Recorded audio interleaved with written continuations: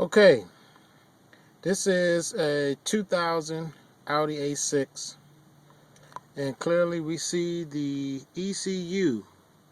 That dripping coming down from the ECU is a clear indication that this vehicle was in a flood. These are the unknowns that you get into when you purchase these vehicles as is or from the auction and things of that nature. If you look throughout the vehicle, everything's completely dry.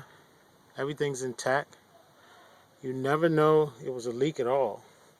When you pull back the carpet and you start inspecting things, you notice that there's a little moisture down inside. Let me see if I can pull this back here. Yeah, okay, there we go. You see that? See that dripping?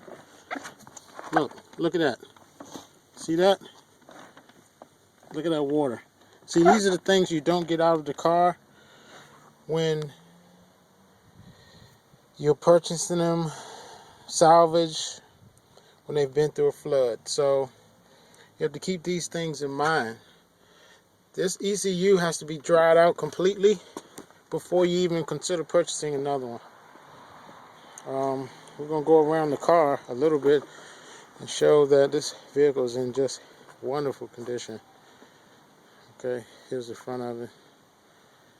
Okay, head on around this way to the other side. Still have the cover on it because didn't quite get a chance to go over everything yet. As I peel the cover back and you look at the car, it's just very important to notice that this is where you start.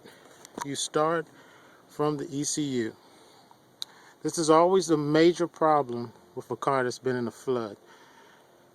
You don't necessarily have to get scared of a flooded car, but you can see up here where the heat has torn away the dash. We have to replace the dash. But if you look at it, everything else is intact. Let's look in the back here. Okay, it's back here. Seats and everything's in place.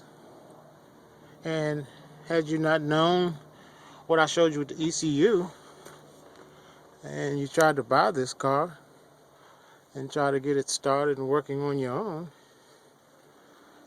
you may have run into all kinds of problems. So this is just the first and opening stage of what we call the introductory to getting the car back on the road. Here's the back of it, if you can see it. This is an A6. It's a 2.8 liter. It's in great condition. Sorry it's so close, but it's the best I have with one hand. So, until the next video, I'm going to give you one more shot of this ECU. Because you can see it just draining off. See salt water and everything inside of it. I'll get up close as I can for you. Okay, here we are. See? See that? This is located on the passenger side. And we all know there's no way this ECU can be any good. But that harness is going to have to be dried out completely before we can use it. Okay? So, we're going to start with drying this out first.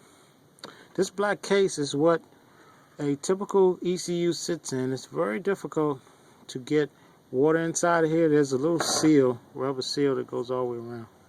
But that seal is not in there, so water went right in.